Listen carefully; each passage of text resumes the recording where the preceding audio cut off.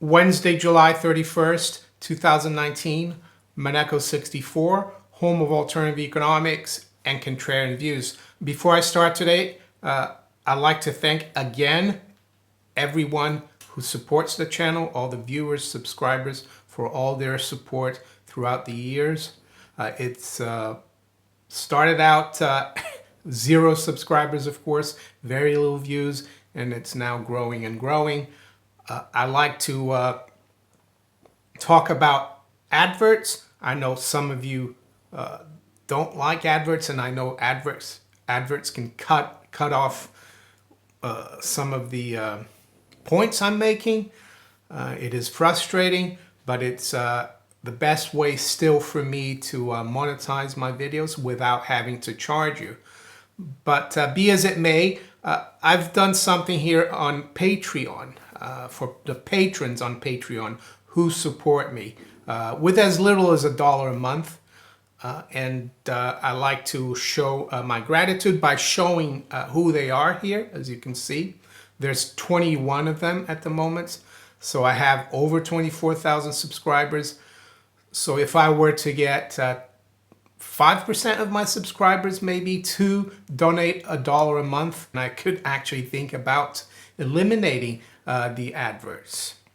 Today, of course, is Fed Day, FOMC meeting. Of course, the meeting started yesterday. The culmination is today, of course, at 2 p.m. Eastern Time. The Fed is expected to cut rates by 25 basis points. There's a lot of different opinion of what the Fed is doing. And before I go forward, I just have a drink of my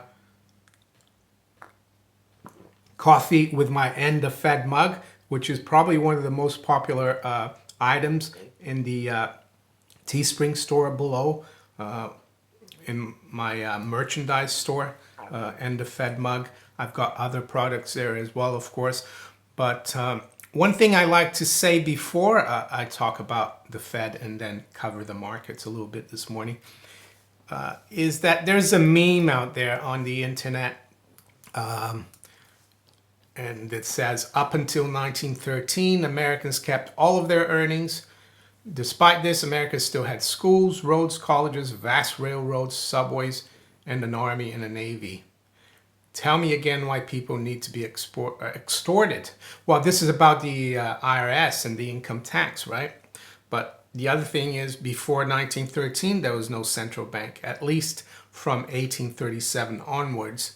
So, yes, America and the rest of the world don't need central banks. As I've said many times, central banking, a national central bank, centralized credit, is part of the Communist Manifesto. Money, exchanging goods and services should be something that is done in a free market amongst consenting adults, voluntary exchange. And people should be able to use whatever kind of money they want. They should be able to barter as well. And of course, they should not be taxed on the fruits of their labor. Of course, the income tax is unconstitutional. We have an income tax here in the UK as well. It was passed in the aftermath of the Napoleonic Wars, and Parliament said that it would be a temporary tax to pay for the war. But here we are 200 years later, and we still have an income tax. Not only income tax, but all kinds of other taxes, regulations, fees that we have to pay to do business, everything. So that's one thing I like to say. As per gold standard or whatever kind of standard we should be in, I think we should be in a free market standard. As I said, people decide what to use. The Constitution talks about gold and silver. That's the standard for the federal government. But I think people should be able to use whatever kind of money they want. Yeah, anywhere in the world. This concept of coin of the realm, I'm not too sure if it's a good concept because it leads to government abuse. Anyway, enough of that. So yeah, yesterday there was an article, an opinion piece that came out from Bill Dudley, who's a former Goldman Sachs man, He was also New York Fed president for a while, for quite a while. I think he retired a year or two ago. And Bill Dudley is saying that there's a good chance Fed will be one and done, former New York Fed president. What does that mean? Well, he thinks it means that the Fed will just cut rates today and then just stop. He thinks the economy is doing really well, that it doesn't warrant a cut. But I think the Fed policy's got nothing to do with the economy. The problem the Fed has is that, and the politicians have, is they've been talking up the economy on the back of phony statistics, as we know. If you want to look up real statistics, go to shadowstats.com, John Williams, shadowstats.com, and he shows you where the true rate of inflation is and other things are. But one thing I would say, if the economy was doing so great, how come there's almost 100 million Americans that could be working, who should be in the labor force but are not? You see, the unemployment rate only counts people that are looking for a job. So there's tens of millions of people out there who are long-term unemployed who don't have a job. So how can the economy be doing great? The other thing that negates this kind of rosy scenario is the fact that the United States government is running almost 5% of GDP deficit. If the economy was so great, should be running surpluses and paying down the debt. No, the debt is increasing. We just heard the Treasury is going to borrow $800 billion in the next 2 quarters. It's crazy. So the economy is not doing great. So why are they cutting rates? Well, I'll show you why they're cutting rates. And the guy who admitted to this was the former president of the Dallas Fed. And this was just over a couple of years ago. Richard Fisher said, "We injected cocaine and heroin into the system to create a wealth effect." So that's what it's all about. It's about the stock market, the credit market, the everything bubble. The Fed had to stop raising rates. As we saw late last year, the stock market was almost on the brink of collapse, early this year as well. So they have to backpedal. And this is why they're cutting rates, Mr. Dudley, not because of the economy. It's because of the stock market. And one of your old colleagues actually was honest enough to admit this on CNBC, on national television. So that's what the Fed is doing. That's what it's all about. I think it's getting to a point where they're contradicting themselves. They're going to have a really hard time going forward. Many people are saying, if there wasn't a problem, if we didn't face problems, why are you cutting rates? It might give the market a signal that there's something wrong. Yeah, and every time, if you look back over the years, over the decades, when the Fed starts cutting rates, rate cycle, it means that the economy is in trouble. There's a recession, or there's a crisis. And I think that's why Bill Dudley is going on about this rate cut being needed to be a one and done. Because if they keep cutting rates, the market might actually panic. But the market might actually panic as well if they only cut it once, now, today, and then stop. And I think this cut is already priced in anyway. So if they cut today and indicate that there won't be any more cuts, you could see the market start moving lower. So I think they're really between a rock and a hard place. So let's quickly look at where the markets are this morning. It's 8:17 a.m. here in London.